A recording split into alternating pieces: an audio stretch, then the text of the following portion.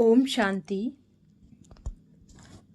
इस सृष्टि के काल चक्र पर हम विचार करें तो देखेंगे आत्माओं की संपूर्णता की स्थिति 3 प्रकार की होती है। एक है कल्प के हिसाब से संपूर्णता, दूसरी है समय के हिसाब से संपूर्णता और तीसरी है स्थिति के हिसाब से संपूर्णता। कल्प के हिसाब से संपूर्णता अर्थात जो आत्माएं आदि में आती हैं वे कल्प के हिसाब से संपूर्ण होती हैं, क्योंकि वे पूरे कल्प में पाठ बजाती हैं। उस हिसाब से उनको संगम युग पर अपने में शक्ति भरनी है।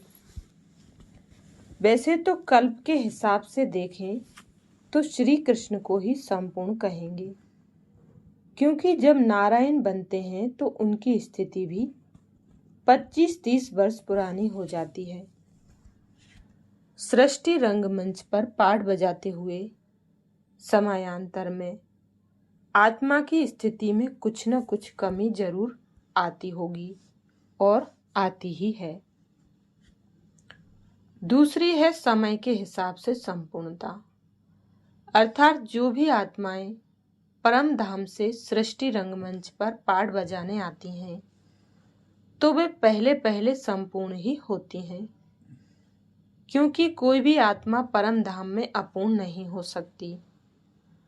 पहले जन्म में जो भी आत्माएं आती हैं तो पहले पहले उनको संपूर्णता के सुख की अनुभूति होती ही है, अर्थात उनको किसी भी प्रकार दुख अशांति की अनुभूति नहीं होती है।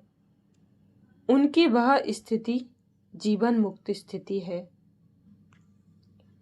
तीसरी है स्थिति के हिसाब से संपूर्णता, अर्थात श्री कृष्ण के साथ जो भी आत्माएं आएंगी वे सभी भी संपूर्ण होंगी, परंतु संपूर्णता की स्थिति सबकी अलग अलग होगी, क्योंकि सभी आत्माएं एक जैसे गुण धर्म संस्कार वाली नहीं हो सकती।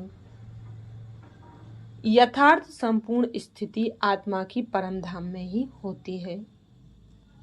इस सृष्टि चक्र में पाठ बजाते समय आत्मा उसके निकट तक पहुंचती है, परंतु संपूर्णता में नहीं।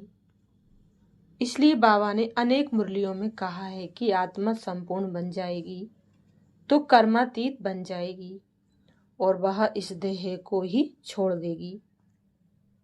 बाबा के इन महावाक्यों से ये सिद्ध होता है कि यहाँ पर आत्मा संपूर्णता का अनुभव अवश्य करती है,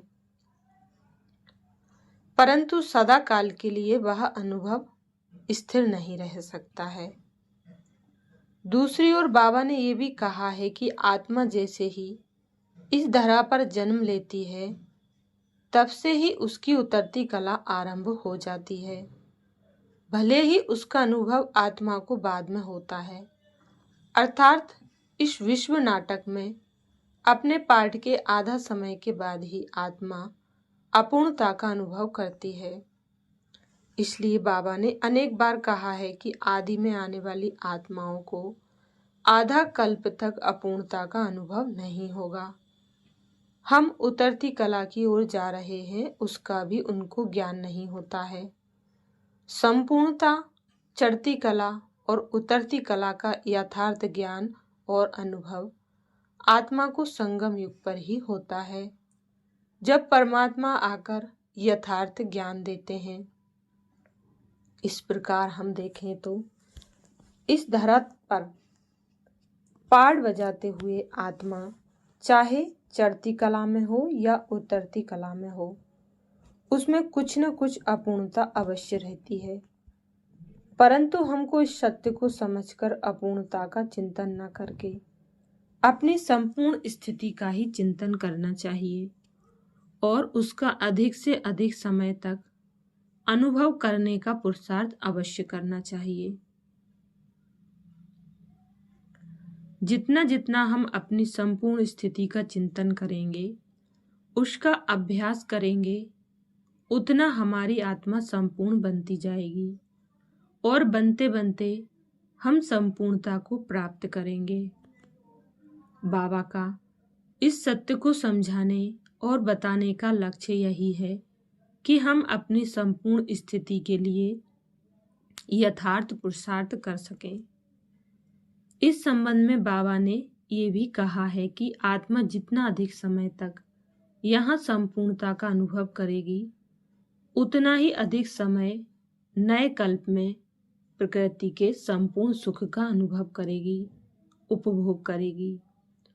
आत्मा की संपूर्ण स्थिति परम धाम में होती है, इसलिए अभी हम जितना अधिक समय उस स्थिति में स्थित होकर रहेंगे, उतना ही संपूर्णता का अनुभव होगा और उस स्थिति में आत्मा अतीन्द्रिय सुख का अनुभव करेगी। आत्मा परम धाम में संपूर्ण स्थिति में तो होती है, परंतु उस समय आत्मा को संपूर्णता का कोई अनुभव नहीं होता। आत्मा को संपूर्णता और अपूर्णता का अनुभव देह के साथ ही होता है और यथार्थ रीति से संगम युग पर ही होता है, जब आत्मा को त्रिलोक और त्रिकाल का स्पष्ट ज्ञान होता है। समय प्रमाण, टचिंग और कैचिंग, इन दो शक्तियों की आवश्यकता है। एक तो बाप दादा के डायरेक्शन को बुद्धि द्वारा टच कर सको, कैच कर सको। अगर लाइन क्लियर नहीं होगी तो बाप के डायरेक्शन साथ मन मत भी मिक्स हो जाती है और मिक्स होने के कारण समय पर धोखा खा सकते हैं। जितनी बुद्धि स्पष्ट होगी, उतना बाप के डायरेक्शन को स्पष्ट कैच कर सकेंगे और जितना बुद्धि की लाइन क्लियर होगी, उतना स्वयं की उन्नति प्रति, सेवा की वृद्धि प्रति और सर्व आत्माओं के दाताबंद देने की शक्तियां सहज बढ़ती जाएंगी और टचिंग होगी।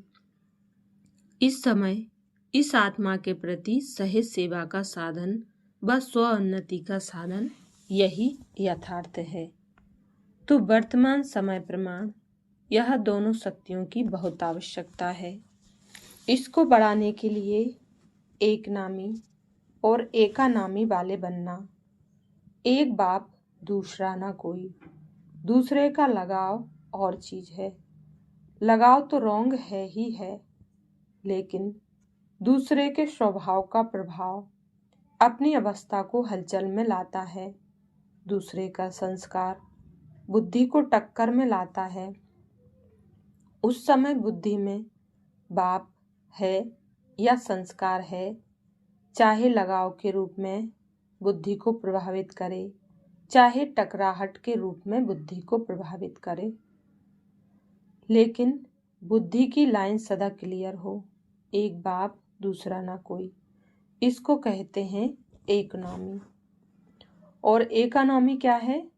सिर्फ स्थूल धन की बचत को इकोनॉमी नहीं कहते, वह भी जरूरी है, लेकिन समय भी धन है, संकल्प भी धन है, शक्तियां भी धन है। इस सब की इकोनॉमी व्यर्थ नहीं गवाओ। इकोनॉमी करना अर्थात जमा का खाता बढ़ाना। इकोनॉमी और इकोनॉमी के संस्कार वाले यह दोनों शक्तियां टचिंग और कैचिंग का अनुभव कर सकेंगे और यह अनुभव विनाश के समय नहीं कर सकेंगे। यह अभी से अभ्यास चाहिए, तब समय पर इस अभ्यास के कारण अंत में श्रेष्ठ मत और गति को पा सकेंगे। आप समझो कि अभी विनाश का समय कुछ तो पड़ा है, चलो 10 वर्ष ही सही, लेकिन 10 वर्ष के बाद फिर यह पुरुषार्थ नहीं कर सकेंगे।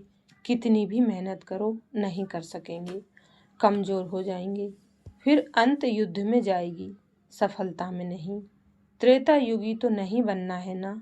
मेहनत अर्थात तीर कमान और सदा मोहब्बत में रहना, खुशी में रहना अर्थात मुरलीधर बनना, सूर्यवंशी बनना।